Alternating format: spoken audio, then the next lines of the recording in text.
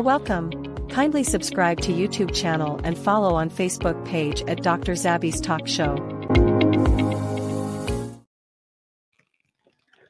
Akiwa nílé lóko lẹ́yìn òdì, akiwa wípé akóbójú ọjọ́ ṣe rí. Aki ẹ̀yin ìyá, aki bàbá, aki ẹ̀gbọ́n, aki àbúrò wípé akóbójú ọjọ́ ṣe rí. You're welcome. Kindly subscribe to YouTube channel and follow on Facebook page at Dr. Zabby's Talk Show. Ẹ káàbọ̀ sórí ètò mo kí wa wípé akóbójú ọjọ́ ṣe rí, mo kí ẹ̀yin ìyá mi, mo kí ẹ̀yin bàbá, mo kí ẹ̀gbọ́n, mo kí àbúrò. Èmi ọmọ yín àbúrò yín olólùfẹ́ yín Dr. Zabby Talk Show, ayé ọpẹ́ yọ ṣe yọ lọ́dọ̀ títí yín náà. Ní agbára lọ́wọ́ Ọlọ́run, ayé ọpẹ́ ayọ̀ fún wa lórí ọmọ, lórí ìdáwọ́lé wa. Èwo la mú wá fún wa ní ọjọ́ títí òní wípé kí a ṣe àgbéyẹ̀wò ẹ̀. Yorùbá ni mí, Yorùbá ní ìran mi. Èmi ọmọ kóòtù òjíire ní agbára lọ́wọ́ Ọlọ́run, ànífojú sunkún ara wa. Àwọn wo gangan ló wà nídìí gbogbo ìbàjẹ́ yìí? Òun la ní ká jọ ṣàgbéyẹ̀wò ẹ̀.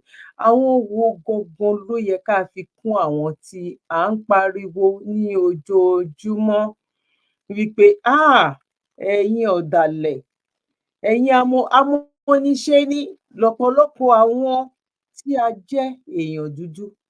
Bóyá nínú ẹ̀jẹ̀ ló wà o, àwa ò mọ̀ o, àmọ́. Kó tó di wípé a wọnú agbami ètò lọ, ẹ jẹ́ ká lọ gbọ́ nǹkan tí àwọn Mega Rally, ẹ jẹ́ ká gbọ́ nǹkan tí wọ́n ń ṣe ìpolówó fún wa. Èrè là ń pè ní tútù, àmọ́ tá a bá ti gbé e kaná ó ti di ẹ̀wà. Bẹ́ẹ̀ ẹ̀wà yàtọ̀ fún ẹ̀wà dòdò, ẹ̀wà beans, rédò, ẹ̀wà beauty tàbí adornment.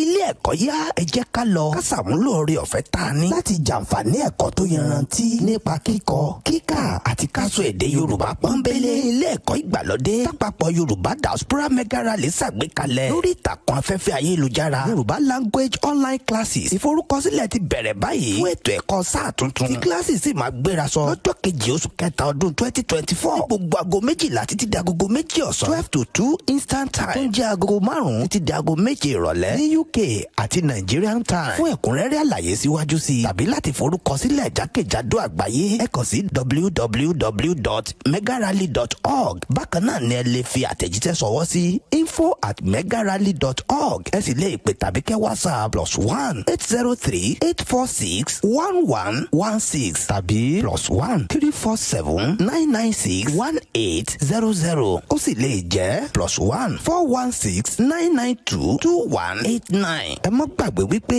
ọjọ́ kejì oṣù kẹta ni kíláàsì sì máa bẹ̀rẹ̀. bẹ́ẹ̀ tọmọdé tàgbà jákèjádò àgbáyé ní ilé ẹ̀kọ́ yìí wà fún èdè Yorùbá, èdè tó wuyì, èdè Yorùbá, èdè pàtàkì láwùjọ àwa ẹ̀dá láyé. Ẹ káàbọ̀ sórí ètò lẹ́ẹ̀kan sẹ́yìn, yá mi Yorùbá mi, ẹ̀gbọ́n àti àbúrò bẹ́ ṣe ń wọlé. Èmi náà kí yín wípé báwo lójú ọjọ́ ṣe rí, bẹ́ ṣe ń kí mi pé mo kú ètò. Ká wá lọ sórí ètò lóní pápápá. Àwọn ajẹnifẹ́ni tó ń jẹ èèyàn báyìí tán dẹ̀ ń fẹ́ níbi tán ti ń jẹ wá. Àwọn ni tí a pè ní olórí. Àwọn ẹni tí a pè yí pé kán jọ̀ọ́ torí Ọlọ́run ẹ gbà wá, àwọn náà tún rì wá mọ́lẹ̀. Ibo la máa gbà wọlé lọ́jọ́ títí òní? Oh my God! Ẹ jẹ́ ká kọ́kọ́ gba ibi ìbà ìwọlé náà. Kẹ́ wo kí nìdí abájọ tí tọ́pìkì eléyìí tó dá lé lórí. All right, so this worship center has been trending since morning or probably since yesterday. Everybody has been talking about it. People are having mixed feelings or whatever about it. And then, well, this is one of the good things the governor of Akwa Ibom has done for the Akwa Ibomites by building a worship center worth 32.3 billion naira for just 5,000 people to come and pray. I mean, come and pray for what? Jobs. You're coming to pray for long life. You're coming to pray for all these things. I mean, now these are certain things that when we talk about them, you guys use emotions. You're, filled with sentiments rather than logic and reasoning. And this is why all those things will continue to happen, because you don't have sense. You don't even know what should be done, because everything to you probably spiritual. So, I mean, they are giving you more, advantage to fight against the spirits, to fight against the demons that are terrorizing you. Now, did you know that the unemployment rate in Akwa Ibom alone is over 51%. The unemployment rate, which is people that don't have jobs, that needs where to be employed, they are over 51%. And so many dumb people are praising this project. Like they are saying, because to you, it's an advantage. And this is what, makes me think that, the challenges we face in this country. Now, it's not like most people, Christians or religious people, can't even talk about it. But the problem is this. They want it to be done by either their church or by their God. So probably their church or them, can take the glory, say, oh, we did this, or our God did this. So it's not necessarily about the things that ought to be done, but it should be done by them. So how can somebody pray for there to be a good healthcare system in a society if they feel like, healing is the ultimatum? I mean, even if you go to the hospital and you get treated and you're well, they won't tell you, oh, the doctors did a nice job. They'll tell you, oh, God is wonderful and God healed you. It's not like they don't know that it was a doctor that healed it, but it feels like they don't want to give the glory to a man. So they are trying to live in that denial that, okay, this doctor doesn't have power. It's only God that can heal somebody. It's only God that can treat somebody. And then I keep wondering, then why bother to take people to the hospitals? Why not keep them at home and then let's see these healings work? If you think these hospitals are useless, then when your loved ones has an accident, take them to church instead of the hospital. So we try to want to live in denial every single day of our lives, thinking that, we are trying to please God. And this is just complete hypocrisy. Now, if tomorrow Bola Ahmed Tinubu erects a massive mosque for Muslims, all you guys will start crying foul. But this is the same thing we're talking about. It is the same thing. If it was done by a private, probably most people won't even talk about it. But this is done by, and with public funds. Public funds. And when you talk about these things, some fufu, now they will start telling you, I saw an argument somebody was trying to make that, if the church is responsible for the development of, the society, that we shouldn't start asking the church for development. And now, listen, after the government, you have the church. If you know how much is being donated, given by offerings and tithes and seeds to these churches, you would know that your natural resources, they learn work. This is another way to just zap you, like completely move you away. And sometimes we are not even seeing these things.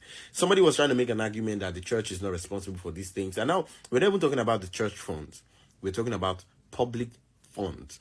Now it has gotten to this point where, the government don't know what to do for its people. And it's be like, okay, let's make, a room where they can come and continue to cast and bind. And I keep saying these things. If your government knew, if they knew you were even going to get any solution from any worship center, any religion, they would not support it. Check anything that is to be done by the masses to empower the masses, they bring it down. And you think they wake up one morning and want to support you to be in your religion, or probably even support your God, because they know nothing is going to come out of it. They know it's a big distraction. It's enough to keep you on your knees and your eyes closed while they ruin everything. They take everything away from you. They know. And this is why they are close friends to your pastors. This is why they are pushing, they are supporting during campaigns. They visit your churches. So you can see that, they are part of you. It's just politics, right? It's politics. Now, you may not see it because probably your senses or your emotions, as I'm talking now, say, but they going to do you, because this is the truth. You're hurt by it. It's not a problem. You should think. You should open your mind and think. Why should we be having this? We need companies. We need factories to employ more people. We need to be exporting things. You think one of the reasons the Naira is going down is because of maybe they did a trade forex well or something? We need more production. When Peter Obi was talking about these things, we were thinking, just the talk. But if you understand business, exportation, businesses, you need to be sending things out. You need to produce. We have over 60,000 natural resources and nothing. They can't build factories. Our soils in Kano, in other places, the soils where people they match, they gather it and they sell it for lots of money outside the country. And then we are seated here, jobless. if God could come down and help you, he would have done it in the times of our parents. Because right now, and I need to even pray, imagine our parents at the time. Imagine how holy they thought they were. How far. When we are telling you, wake up and think, this is not the way out. This is not the way out. Whatever about it. And then... now mo rò pé a máa gbọ́ gbogbo àlàyé tí arákùnrin yìí a máa gbọ́ gbogbo àlàyé tó ṣe. Mo rò pé bóyá màá rí church yẹn kẹ́ wo church yẹn nìyẹn o. Ṣe rí bó ṣe rí, ṣe rí design church. Ṣe rí bó ṣe design church. Ọ̀n ló design hospital báyìí o. Ọ̀n ló design company báyìí o. Wọ́n mú gẹ́gẹ́ bí ilé àwọn court, àwọn ilé awo ni. Wọ́n wá sọ pé èèyàn 5,000 péré òun ló lè wà ń bẹ̀ o láti wá máa ṣe ìjọsìn. Ó tún wá jẹ́ nínú owó àwọn tó ń san tax. Nílùú òyìnbó àwọn tó bá san tax, ó ń yọ láti fi ṣe àǹfààní fún ìlú. Ó ń yọ láti lè fi ṣe àǹfààní fún foreigner àtọmọ ìlú ló ń jẹ nínú àǹfààní yẹn. Níbi tí àwọn òyìnbó tó ti ń gbé church sílẹ̀ ńsìn, tó fi ń rent, tó tún ń tà, tó fi ń tún ìlú ṣe, tó jẹ́ pé àwọn foreigner gan-an tún ń ra church lọ́wọ́ òyìnbó. Ẹ lọ wò ó náà nínú UK tá a wà yìí. Kò ń ṣe UK nìkan, including Dublin, including àwọn ìlú bẹ́ẹ̀ bẹ́ẹ̀ lọ. Ẹ wá wo iye àwọn tó ń níṣẹ́, wọ́n pọ̀ ju àwọn tó ń níṣẹ́ lọ according to nǹkan tí bọ̀bọ̀ yìí tó sọ. 61% ni ò níṣẹ́. Ṣe rí pé kò ń ṣe 50-50. Ọ̀hún tí ìka àwọn tó wà nígbèríko mọ́ ò, wọ́n ka àwọn tó wà lábúlé mọ́ ò. Kò yé yín sìn, ọ̀hún ka àwọn yẹn mọ́ ò. Ẹ wá lọ fi ẹ wo iye millions tó fi wá lọ kọ́ church. Báwo lórílẹ̀-èdè yẹn ṣe fẹ́ dá? Èèyàn kan wà tí ò tí ì jẹun, tí ò lè róúnjẹ ẹ̀ẹ̀mejì gan jẹ ní ojúmọ́. Ẹ dẹ̀ lọ fi owó yìí kọ́ church because wọ́n mọ business tán fi ń ṣe. Ẹ jẹ́ ká gbé business tán fi ń ṣe, ẹ jẹ́ kí n gbé wá so that ọ̀rọ̀ yẹn ò ní lè pọ̀ jù. Ẹ jẹ́ ká gbé business tán fi ń ṣe wá. Mo kí wa lẹ́ẹ̀kan sí pé akúwójú ọjọ́ ṣe rí, ẹ̀yin ìyá mi bàbá mi, ṣé tí ń bá wa pín ètò yìí, ṣé tí bá wa fi comment yín sílẹ̀, ṣé tí bá wa share. God bless you. Now ẹ bá wa tẹ like ní ọwọ́ òkè yín. Ẹ jẹ́ ká gbé business tán fi ń ṣe, ẹ jẹ́ ká gbé wá. So 1.3, it was about between 1.3 popular, you would win. There was a case about 6 years ago where a person, a civil servant, embezzled over 10 billion naira and paid tithes of 1.3 something billion to the church. And they took it. Billion. Then EFCC began the probe. And, they will track everywhere you say you paid money. And they went to the church that they received so and so. 1.3, it was about between 1.3 and 1.6 billion tithes. I can't even collect that in my account. I would ask you, what business, what did you do? But usually there are no questions asked. You are told to pay first fruit tithe, everything, no problem. EFCC now comes. Are we now saying that the church is on trial here? No, let me just make this point. I want to make, so I will tie it into where I'm going. So when EFCC came, called the pastor and said, this is what happened though. This man embezzled an entire department of the federal government's funds. The man said, such a pity. But the money is now God's money. It has been paid, and they can't collect the money back from God. Mi ò lè wait, àwọn eléyìí burú ju ọba tá à ń sọ̀sẹ̀ lọ. Àwọn eléyìí máa burú o. Ayé máa níkà o. Àwọn pastors yìí tó ń pera wọn léèyàn Ọlọ́run yóò máa burú ju àwọn ọba tá à ń sọ yìí máa lọ. Ẹ jẹ́ ká máa gbọ́ lọ, mi ò ẹ má bínú, mi lè hold ẹ̀ ni. Ayé níkà pẹ̀lú You understand? I initially made this video. If you are getting to see the video, this particular video, I initially made it as a short, this short video reel, and something said bring it to YouTube. Now, for those who are always abusing me for pastors, I want you have listened to what they said in that video. I keep saying your pastors are one of the reasons why Nigeria is where it is.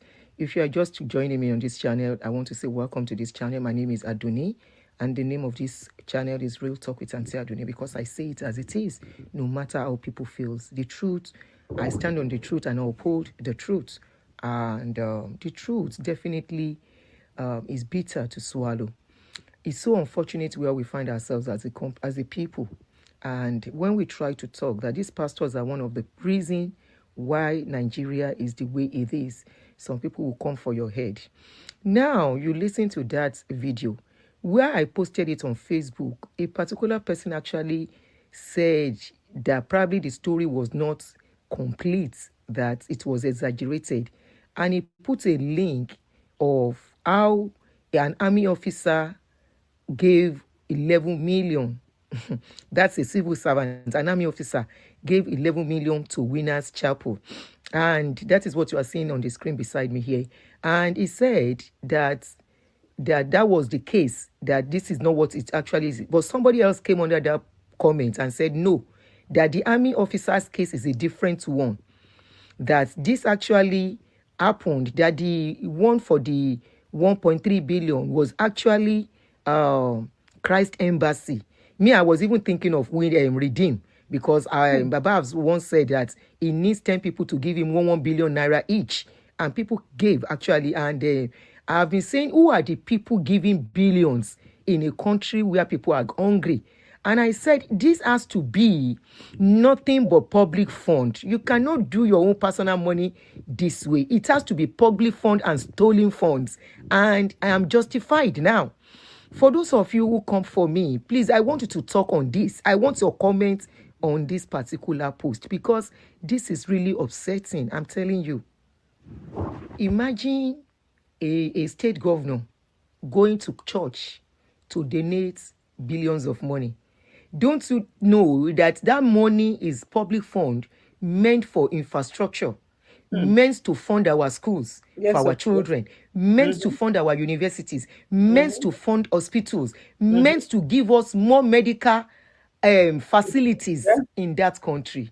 And when I see people, especially people that are still in Nigeria, clapping for this thing, and to worsen it, when I see people who are in abroad benefiting from public utilities abroad, where there is accountability, where there is rule of law, where there is law of and order, and you see them clapping for all these pastors and enabling them. Honestly, the people back home are still better. The people that I'm really upset with are people living abroad, who are saying, touch not my anointed and do my prophets no harm. Who are saying, do not judge, so that you will not be judged. Who are saying, leave men of God alone. And I keep asking, who are men of God? Those are people you are calling men of God, they are not men of God. They are men of issue. They are, in fact, issue is better than them. Because I learned this issue that we are even talking of. Nobody have seen issue. Nobody knows issue. Everybody just have their imagination of a drawing in their brain. Yeah. But I will tell you, they are opposite of being good. This is your God of men. And you, because you are so into religion, you can't see. You can't reason logically. It's not about education. You can be educated. You can have PhD and be under brainwash. So it's not about whether you're educated or not. Yeah. It's about being out of religions, all these religious shackles. It's about being out of this thing we are talking about. Now, that it's confirmed that your pastors are part of the people collecting public fund. Even the pastors were not arrested. Funny enough, Alant Winners, his case, this is the Winners case. He was involved. He was not arrested. And when they went to them, that where is the money? They said the money was given to God. It can't be returned. God. It can only happen in Nigeria, not in a sane country. This kind of thing can never ever happen in a sane country where they have it. Then go don't lock your God of man. If you don't go chop a one gari inside prison yard. If it happens in this kind of country, and the money will be taken from that account, and they will trace every money going into their account to see if they are fraudulent money, and they will take everything and government to confiscate it, and they will use it for the public. But what do we have? We have a country where politicians and pastors are eating together. Well, I don't go leave your pastors, because they are the reason why somebody like me can't know you at my age when I'm supposed to don't the rest. Which day my pikin look at me, say, Mommy, don't worry, we'll soon be through with school and you will start resting. You won't have to work anymore. You can imagine. You can imagine that statement. You can imagine that statement. Kéèyàn kan wá máa jáde kó máa ṣàlàyé káwa kan tá wà nílùú òyìnbó ká máa jí lọ́sàn-án lóru káwọn kan wá máa sọ pé wọn ò níṣẹ́ lọ́wọ́ ni tàbí kán lè gbowó lórí YouTube ni tàbí kán lè gbowó lórí kinní kan ni. Ẹ mọ̀ wípé onílàákàyè lọ̀rọ̀ ilé yìí. Ẹ mọ̀ wípé ọ̀pọ̀lọpọ̀ nínú wa nǹkan tó ń dùn wá ó pẹ̀lú nǹkan tá a fi ń ṣe program. Ẹ gbọ́ statement tí woman yìí tó sọ. Ẹ gbọ́ statement yẹn. Ànílé ayé ò ṣe gbé, ọ̀run ò ṣe bínú lọ. Ìlú òyìnbó nira, Nàìjíríà ò ṣe dorí kọ. Ẹ wá wo àwọn ìyá 60 something, ìyá 70s. Ẹ lọ sínú London gangan. Kẹ wá wo ẹ lé mọmọ ń bẹ̀. Kẹ wá wo bẹ́ẹ̀ mo máa pàdé wọn nínú bus. Àwọn ìyá tó jẹ́ pé tó bá jẹ́ pé Nàìjíríà náà wà, kán jókòó kán dẹ̀ máa jẹ wọn ọmọ ní pension ti dé. Bọ́ọ̀ tiẹ̀ fún wọn ní pension, ọmọ máa tọ́jú wọn, ọmọ máa tọ́jú wọn. Ìbá nǹkan tó ní, wọ́n máa kàn fi máa maintain life wọn sìn ni. Bọ̀ kò rí bẹ́ẹ̀ nílùú òyìnbó, kódà gan kò ní mortgage. Pẹ̀lú age yẹn kò lè dàbí. Ẹ gbọ́ statement nǹkan tó sọ náà. Ẹ gbọ́ statement nǹkan tí woman yìí tó sọ. Because if to say things dey as e be, even if I'm working, I won't work this much. We all know how we dey work for Iloyinbo. We all know to make ends meet, to pay bills and to settle down. Especially people like us, we come with old age, when we no come when we were young. So you want me to clap for your pythons when I can see they are part of our problem? Yes, we have a bad government, but they have accomplices in your God of men. I don't know what you think. As a pastor's member, church member, follower, Pekin, whatever you call yourself, your daddy in the Lord and Pekin in the Lord, make me I want to see what you want to talk to this one. Argue this one. Tell me, say this thing where we talk now with the one where I put on the screen. Say na lie. Argue am. You say how your God of men. No wonder they are buying jets. No wonder they are buying estates. No wonder they are becoming estate mogul. No wonder they are saying what they have for their children. Generations yet unborn cannot finish spending it. Can you see on our life?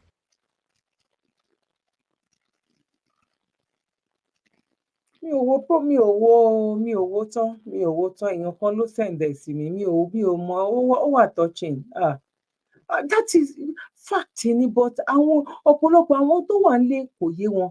Ṣé tí wọ́n rá àwọn kan tí wọ́n wà nílùú òyìnbó yìí, ó lè nítorí nǹkan tó gbọ́ yìí gan kó lóun ò wo program rẹ̀ onítọ̀hún yẹn mọ́ òun bú. No, fact lélẹ́yìí torí Ọlọ́run. Tí wọ́n bá sọ fact jáde, tá a bá sọ fact jáde, báwo ta ló fẹ́ bá wa ṣe, ta ló fẹ́ bá wa tún ṣe? Bọ̀ nísìnyí tá à ń pariwo tẹ́ mọ̀ wípé ó tún ti fẹ́ di láti ọwọ́ ọmọ bọ́ sọ́wọ́ bàbá.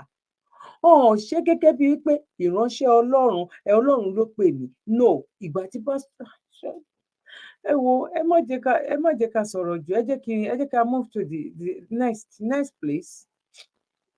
Next place, mo mọ̀ pé ẹ̀yin tẹ́ ẹ fẹ́ràn òtítọ́, ẹ ti pín fídíò yìí, ẹ ti bá wa share. Ẹ bá wa fún Sister Àdùnní, ẹ bá wa comment síbẹ̀, ẹ bá wa fún wọn ní kudos. Ó ń ṣiṣẹ́ ribiribi. Ibi tá a fojú sí ọ̀nà gbabẹ̀, àwọn pásítọ̀ àtàwọn báàzì àwọn náà jẹ́ abọ́ nínú oko ẹrú. Torí wọ́n mọ̀ wípé tí ilẹ̀ Yorùbá tó ní kálukú bá lọ, ibo làwọn máa ti bẹ̀rẹ̀. Irú gbogbo àwọn ọmọ tó ń sọ̀rọ̀ yìí, ṣáwọn eléyìí ò ní kán pa ṣọ́ọ̀ṣì dà, kán sọ di company. Bọ̀ irú àwọn ọba tó jẹ́ wípé wọ́n jọ ń jẹ gúdú jẹrá, àwọn náà máa tẹ̀lé o, hàn ní tẹ̀lé yín. Torí ẹ̀ lẹ̀ ṣe gbóhùn wọn. Àwọn tẹ́ gbóhùn àwọn ò tí jẹun sókè. Àwọn à ń bẹ lọ́hùn tán yìí ń fìlà à ń bẹ lọ́hùn ẹgbẹ́ wọn. Bọ̀ àwọn tó ti wà lókè tán ní private jet yẹn, no, àwọn ò sí ní level nǹkan tá à ń sọ yìí. Now, ẹ jẹ́ a lọ sí next. 3,000. Yeah, hello everybody. I think it is important that this video is sent out as either warning or advice. Some of you who still go to church and you either as a man or as a woman, married or single but with children, you still go to church, you pay offering, you pay tithe. Then you come online, you start begging for 1,000, 2,000, 3,000. I don't even know what to say, because you believe that that God that they have presented to you in those churches will be waiting for that stupid money that you are giving to these bastards who call themselves pastors, before that God can bless you. Number one thing I will tell you is this: you don't even deserve to have any children. You don't deserve to have any children if that is your mentality, because what you're actually trying to say is, if you believe that that God will be waiting for your money despite all the blessings he has, despite him creating heaven and earth, it means if you don't have 1 million, you cannot give your own child 1,000 naira. That is what it means. And you don't deserve to have any children on this planet Earth. That is how serious it is. And it means that those children, girl, maybe they just missed the road when you and your wife, you were socketing, or your girlfriend were socketing. Ẹ jẹ́ kí n sọ Yorùbá. Níwọ̀n gbà tó yẹ pé àwa kan sọ wípé ẹ jókòó sílé yín, ẹ má lọ chọ́ọ̀chì mọ́. Ìwọ̀nba tẹ́ ẹ̀ rí ẹ fi manage family yín. Ṣùgbọ́n ẹ ṣì ń wá sórí social media, tẹ́ ẹ bá bú wa, ẹ ń finú ṣépè fún wa. Ṣùgbọ́n torí ọlánú kan títí wa, torí oore tá à ń ṣe, òun làwa fi ń ṣe mọ́dàrí kan ló jẹ́ képè yẹn mọ́ padà sórí elépè. Torí pé téwúrẹ́ bá bojú wẹ̀yìn, ó ń fi èpè padà félépè ni. At the end of the day, àwa ń sọ fún yín pé kẹ́ ẹ jókòó sílé, ẹ gbọ́, ẹ máa wá kówó yẹn lọ fún àwọn pásítọ̀ tó ń fowó yín jàrò sọ. Ó ní ẹ wo gbogbo ta bó ṣe rí. Tá bá wá sọ fún yín pé kẹ́ ẹ jókòó sílé yín, ó nìyẹn, ó nìyẹn. Ẹ jókòó sílé yín, ìwọ̀nba tẹ́ ẹ̀ rí, ẹ fi tọ́jú àwọn ọmọ, ẹ fi tọ́jú ìyàwó àtọkọ. Ẹ máa ní ká gbẹ́nu sàn, á dẹ̀ ń gbẹ́nu sàn àbí? Àyọ yín lẹ́nu nínú inbox yín. Ẹ máa ágì sọ́ọ̀bù wa 1,000, 2,000, 3,000. Ìmí àní ká dáhùn lókòwò. How can I be working? No, think about it. How can I be working under this condition? Minus 38, minus 40. Màá wá fowó yẹn bless ẹ pé okay, lọ ṣiṣẹ́ kẹ́bí ẹ má bà. Wọ́n máa kówó yẹn lọ san tithe àti offering fún wèrè kan tó ń kóbìnrin kiri, tó ń ka Bible fún yín. Ọ̀rọ̀ yín ti jó, ká ní mo lépè gidi tí mo lè fún yín ni, mi ì bá fún yín. Bọ̀ mi ì lépè kankan lọ́wọ́ báyìí, ṣùgbọ́n ẹ lè ṣí oríire. Olórí burúkú ni yín náà. Olórí burúkú gidi ó ní yín. If you have that mentality, àwọn ọmọ tẹ̀dẹ̀ bí yẹn náà, àwọn gan ṣìrìn ni. Bóyá ẹjọ́ tẹ̀yìn àti ìyàwó yín jọ ń bára yín sùn, girlfriend yín jọ ń bára yín sùn, ìjọ ẹ̀ làwọn ọmọ yẹn ṣìrìn wá sí sàkání yín, because ẹ deserve àti lọ́mọ láyé. If you still have that mentality that pé God Elédùmarè wà níbì kan tí ó sì mọ tó dá ọ̀run àtayé o, a máa wá dúró de income ẹ kó tó bless ẹ, because àwọn olórí burúkú tó pera wọn pastor wọn ti sọ fún yín wípé o gbúdọ̀ máa mú wákọ́lọ̀ yẹn tó ó dẹ̀ believe.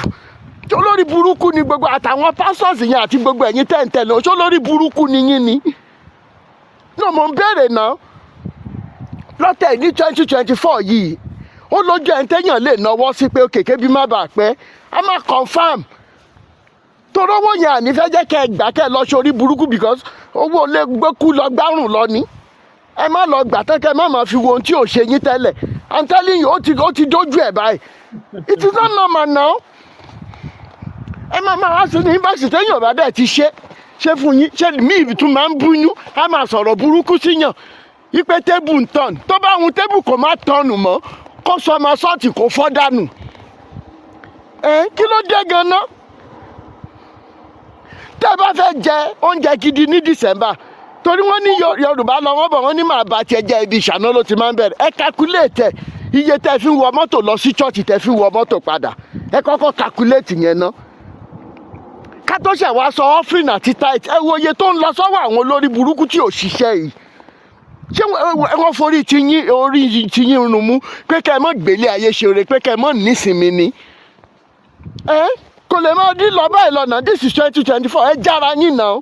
A sọ pé kò ṣe Ọlọ́run yẹn wà bẹ́ẹ̀, ṣùgbọ́n kì í ṣe Ọlọ́run tán present fún yín, táwọn Adébóyè à ń kó present fún yín, àwọn Oyèdépò Kúmúyì gbogbo wọ̀nyí.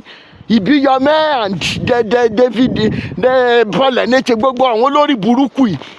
Àwọn people tá dẹ̀ ń sọ wọ́n ní mental problem láti kékeré ní family wọn mental problem wà bẹ́ẹ̀ ẹ̀ẹ̀kan tètè fura ní. I'm telling you the truth. Ẹ lọ wo lineage wọn, ẹ lọ wo àwọn family wọn. Bàbá mi ìpamọ́ ló wà tó fi kú dànù. Ìyá mi inú ilé náà gbé sí tó fi kú dànù. Wọ́n ní mental problem. Wọ́n dẹ̀ ti inherit mental problem yẹn. Mental problem yẹn lẹ́yìn dẹ́ ń sìn. Nínú -30 -40 màá wá ṣiṣẹ́ yẹn tán màá wá kówó fún ẹ pé kó lọ fi jẹun. Wọ́n máa lọ fi ń ṣe wọ́n kó fi ṣe business. Wọ́n máa lọ ń kówó lọ offering àti tithe. O lè ní ìsinmi náà. Ìrandíran ò lè ní ìsinmi náà. Ó ti dójú ẹ̀ ká máa ṣe pẹ̀lẹ́ fúnra wa. That's the truth. Ó ti dójú ẹ̀. Torá àmọ̀nà ta tún lè fi gbà help yín mọ́. Ó ní ó tẹ̀ wọlé ó tẹ̀ jáde ni. Ó ní kì í ṣe pé bóyá gòkàn. Ẹ jẹ́ ń tẹ̀ kẹ́rì ẹ wo nǹkan. Ó ń lélẹ̀. Kí ló dé? Kí ló dé? Ẹ dá mi lóhùn kí ló dé? Ṣé wọ́n forí yín run mú pé ká ẹ mọ́ nísìnyí ni? Àwọn ọmọ. Ìyẹn lẹ máa fi mọ̀ wípé aláwọn tó wà ní òyìnbó ara ń kan wọn sẹ̀ bọ́ ara ń kan bóyá bíi 40% or bóyá bíi 30%. Kí ni reason ni pé ọ̀pọ̀lọpọ̀ ẹni tó wà nílùú òyìnbó kò bọ́dọ̀ àwọn o, wọn ò kí ẹ o, especially àwọn tó ti kó gbogbo ẹbí wọn wá. Kí ló kàn wọ́n? A ní kí ló kàn wọ́n àti Nàìjíríà?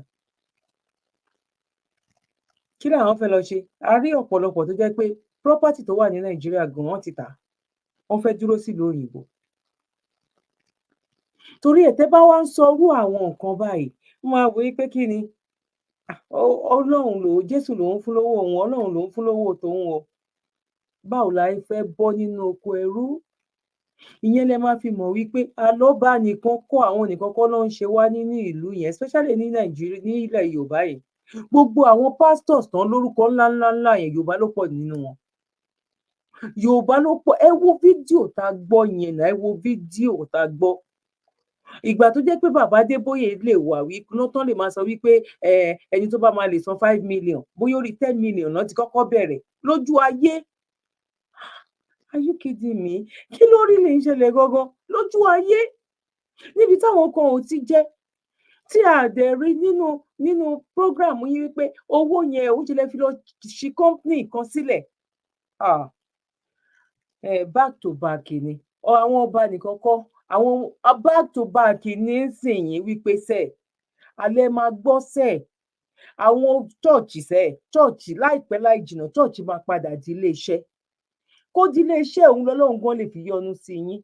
Kó di iléeṣẹ́ àwọn èèyàn tí ń lajú náà, àwọn èèyàn tí ń jí, àwọn èèyàn tí ń jìyà. A lè sọ, mo lè fọwọ́ ẹ̀ sọ̀yà àwọn èèyàn tí ń jí. Kò ń ṣe ní Nàìjíríà nìkan. Ẹ jẹ́ ká sáré lọ wo eléyìí. Mi ò ní fẹ́ jẹ́ kó gùn jù bọ́, ẹ jẹ́ ká sáré lọ gbọ́ eléyìí. Something which contributes to the progress of every nation. Look at the Chinese. You don't see the Chinese trying to behave like European, French, and co.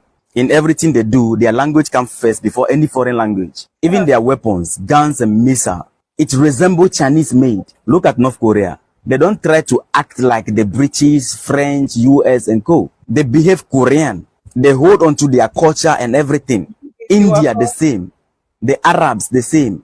But Ghana, Nigeria, Cameroon, Togo, and co. You see Ghanaians becoming more and more European day by day. In this part of Africa, you dress in your culture dress and go to church.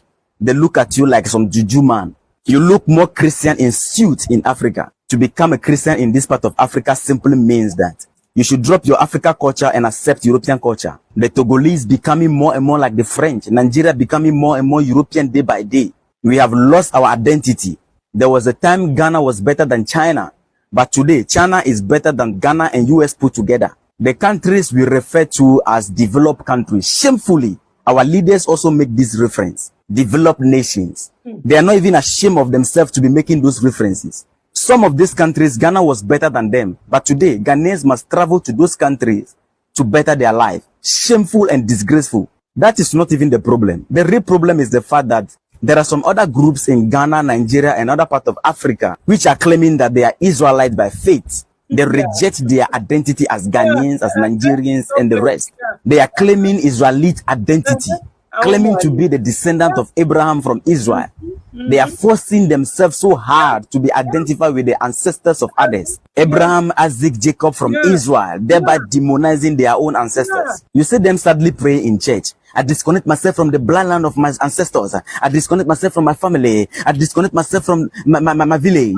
I connect myself with Abraham. I connect myself with the blood of Jesus. All of you Christians who claim to be the descendant of Abraham by faith, go to Israel and tell them that you are descendant of Abraham, their forefather, and see if you'll be welcome there. When the whole world from the east to the west is fighting to control Africa, US fighting Russia and China, war in the Middle East, war here and there, just because of Africa. Everybody is interested in the resources here, but Africans are only interested in going to heaven, and they are preparing to go to heaven.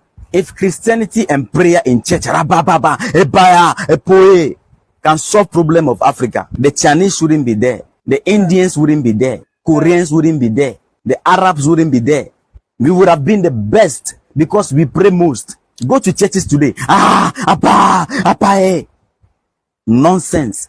Africa, wake up. You have been fighting this devil for years. One single devil. All of you against him, but he's still not dying. Think, Africans. The Chinese are not fighting this your devil, but they are progressing. North Korea is not fighting this your devil, but look at the difference between them and you devil fighters. Don't be confused. Wake up to who you are. Same. The Arabs, the same. No. Ṣẹgbọ́ àwọn awakening tó ń fún wa, àwọn ọmọ ọ̀sìn yìí, àwọn youth, àwọn generation yìí. Imagine nǹkan tẹ́lẹ̀ iná wọn máa pass sí àwọn ọmọ tó bá bí. I'm pretty sure pé bọ̀bọ̀ yìí ní wà bóyá bíi 20 something. Ó ti pọ̀ bẹ́ẹ̀ yẹn, ó ti pọ̀ gan bẹ́ẹ̀ yẹn. Ó ti di dandan sẹ́ẹ̀. Campaign yẹn máa lọ, ó ti di dandan. Gbogbo àwọn tó ń kó wa lẹ́rú, tó parapọ̀, tó pa ìmọ̀ pọ̀ pẹ̀lú òyìnbó láì máa kó wa lẹ́rú tí dé báyé ń sọ̀rọ̀ yìí.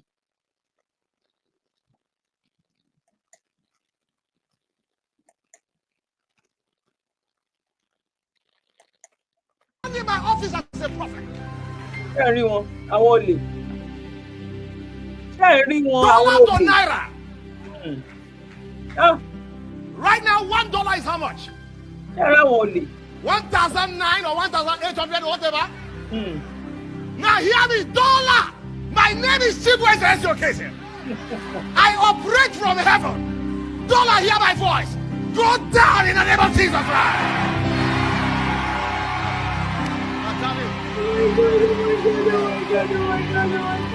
You will not be a prophet. After today, you will not be a prophet. After today, you will not be a prophet. Elias Zakata, the suffering is too much. I cannot be here as a prophet, and my people will be suffering. Dollar crash, crash, crash, crash. Dollar crash, crash, crash. Dollar crash, crash. Dollar fail, fail, fail. Stretch your hands. Aha! Put it here. Hey, Dollar, hear my voice. Dollar, hear my voice. Crash now in the name of Jesus. Hey, Baraka. Ekopila Sato. Ekuparadea. Adakabiyato. Stretch your hands. I take authority over the spirit of inflation, economic hardship. The Bible says in Genesis, Africa. The Bible says, when money fails, Africa. The Bible says, when money fails, Africa. Ní Israel ń sìn gan, wọ́n gbé ogun ni. Ní Israel wọ́n lo Bible, àwọn kan wá ń lo 419. Tó dẹ̀ jẹ́ wípé mo wo program kan wípé àwọn tó ń pè ní babaláwo yẹn gan, àwọn gan jẹ̀bi wa, ó dẹ̀ jẹ̀bi lọ́dọ̀ Ọlọ́run, àwọn tó ń ṣiṣẹ́ fún àwọn people yìí. Àwọn tó ń ṣiṣẹ́ fún àwọn people yìí. Ẹ wo báwọn èèyàn tó ti kó lọ́pọlọ lẹ́wọ́n tún ṣe ń hó. Just imagine nǹkan tó ń calculate sílẹ̀ fún wọn. Òun sọ wípé kí dọ́là, oh my God, àwọn èèyàn mi sọnù torí pé wọ́n ní ìmọ̀. Àwọn èèyàn mi wọ́n ṣègbé torí pé wọ́n ní ọpọlọ. Àwọn Áfíríkà sọnù torí wípé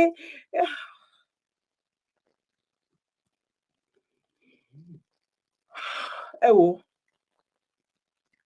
another episode ó ń bọ̀ lọ́nà ẹ bá nǹkan kan ṣe tẹ̀lé ṣe fáwa ní pé ẹ bá wa pín ìwọ tó bá mọ̀ pé lótìtọ́ àti òdodo má kàn wò lásán ẹ jẹ́ àjọ kéde ìyìn rere yìí ẹ jẹ́ àjọ máa túnú àṣírí àwọn pípò yìí ẹ jẹ́ ká mọ́ 2024 yìí ẹ jẹ́ ká pariwo lé wọn lórí back and front so that from there náà ìkan nínú wọn ó ti ń ṣe wàásù ní church wípé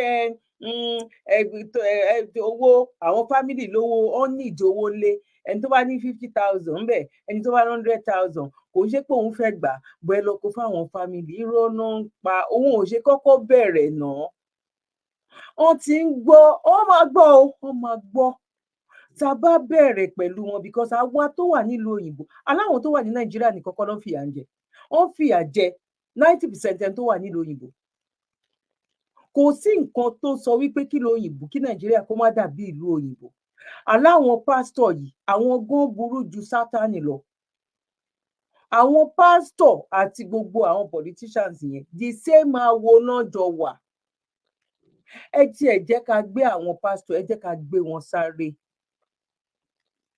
ẹ jẹ́ ká gbé wọn sáré a kàn máa ń sọ ní ẹ̀kíní gbọ́ táwọn náà bá ń gbọ́ ariwo yẹn left and right back and front ọkàn máa yà yín lẹ́nu lọ́jọ́ kan ni àwọn àṣẹpà àwọn kan ti bẹ̀rẹ̀ sí ní ṣe company wọ́n ti pa church papọ̀ wọ́n ti fi ń ṣe company ṣé ẹ mọ àwọn ìyàtọ̀ náà tó wà lórí ọ̀rọ̀ Yorùbá nation àwọn èèyàn gbọ́nà ṣọ́ gbọ́ tàbọ̀n gbọ́ ṣáwọn nǹkan kan ṣẹlẹ̀ tàbí kò ṣẹlẹ̀ bẹ́ẹ̀ náà ló jẹ́ pẹ̀lú àwọn ilé alákòóbá wọ́n máa gáfárà ní agbára lọ́wọ́ Ọlọ́run mo kí wa lẹ́ẹ̀kan sí pa kú bójú ọjọ́ ṣe rí bíbá ẹni máa mú eléyìí wá sí òpin sí bọ̀ ẹ máa wo ẹ́písòdù míì tó ń bọ̀ lọ́nà ó yìn to be continue bọ̀ ẹ ṣe nǹkan kan ẹ bá wa share ètò yìí ire ayé wa ní share ẹ sọnù ire ayé wa ọwọ́ wa báyìí la máa fi gbà á àníbáláyé ṣayé a máa ṣayé tiwa nínú ìdùn nínú ìgbéga ni gbogbo èyí tẹ̀ ń dá sọ̀rọ̀ ṣáàrí tiwa kí yín pa kó bójú ọjọ́ ṣe rí ẹ ṣe gan ni bó bá jẹ́ 1,000 bá jẹ́ 500 naira gan pàápàá ọlọ́run àwọ̀ ọlá ẹni tí ò mọ̀ wá rí tó ń jẹ nínú ìlágùn wa ọ̀rọ̀ wa ò ní dojúrú hàn nígbòkọ ọmọ káwa mọ́lé arọ́mọdọ́mọ èmi àti yín àní gbégbá bára gbogbo ẹ̀yin tó wù láti ṣe náà táyé ò tí ì sí àyè á yọ àyè á ṣí àárí jẹ àárímu ní agbára lọ́wọ́ Ọlọ́run ibi tán bá ti náwó àdìbá wọn lójú ń bẹ ní agbára lọ́wọ́ Ọlọ́run mo kí gbogbo ẹ̀yin tẹ́ máa ń bá wa pín ètò wa gbogbo ẹ̀yin tẹ́ máa ń fi kọmẹǹtì sílẹ̀ ẹ̀yin tẹ́ bá ẹ̀ṣẹ̀ darapọ̀ mọ́ wa nínú ìkànnì ìtẹ̀síwájú humanity ìran wa òun ló jẹ wá lógún o gbogbo nǹkan wípé báwo ni ìgbésí ayé ìrọ̀rùn wà àwọn àbáyàn ọkàn jà o but àlàyé là ń ṣe ẹ kúkú rí ń ṣe wípé èmi nìkan kọ́ ni mò ń sọ àwa máa ń ṣàjọ ni láti wá ṣe àgbéyẹ̀wò ẹ̀ lórí ìkànnì yìí torí ẹ̀yin tẹ́ bá ẹ̀ṣẹ̀ parapọ̀ tẹ́ bá ẹ̀ṣẹ̀ pàdé ètò wa ẹ ṣé gan ni wípé ẹ bá wa darapọ̀ mọ́ ètò náà ẹ bá wa fi kọ́mẹ̀ǹtì náà sílẹ̀ báwo ló ṣe rí ní ọ̀dọ̀ tí torí àwa máa ń ka kọ́mẹ̀ǹtì gan a dẹ̀ máa ń wà very very careful lórí kọ́mẹ̀ǹtì táwọn èèyàn bá fi sílẹ̀ láti lè kọ́ ẹ̀kọ́ ńbẹ̀ torí èèyàn kan ò gbọ́n tán nǹkan tí mo mọ̀ ẹ̀yin ò mọ̀ nǹkan tẹ́yin mọ̀ èmi ò mọ̀ lágbára lọ́wọ́ Ọlọ́run ọjọ́ òní tiwa ọ̀rọ̀ wa dayọ̀ lágbára lọ́wọ́ Ọlọ́run ẹ support wa o nígbà tí a ṣì wà láyé ẹ bá wa dá sí ọ̀rọ̀ charity wa 5,000 naira kò kéré jù torí ẹ̀ la ṣe ń lo àkáǹtì Nigeria account. God bless you. ẹ wo bóúnjẹ ṣe pọ̀ níbi ìsìnkú ẹni tẹ́ ebi pa kú. ẹ wo báwọn ènìyàn ṣe pọ̀ níbi ìsìnkú ẹni tí adágbé àti adásọ̀ ń pa. ṣé tribute wọn yóò wá pọ̀ jù fẹ́ni tá ò rí ti ẹ̀rọ nígbà tó ń bẹ láyé. ẹ̀yẹ èèyàn wọ̀nyí ẹ̀ ń sunkún fóòkù ẹ̀dẹ̀ kórìíra ẹni tó ń bẹ láyé. ẹ jọ̀ọ́ ẹ celebrate mi nígbà tí mo ń bẹ láyé ẹ support mi nígbà tí mo lè rí encourage mi nígbà tí mo ń bẹ láyé tó bá jẹ́ pé bá a ṣe péjọ sìnkú la ṣe péjọ fìfẹ́ hàn aláyé ìbá ti dára ayé ìbá ti dùdù láti gbé.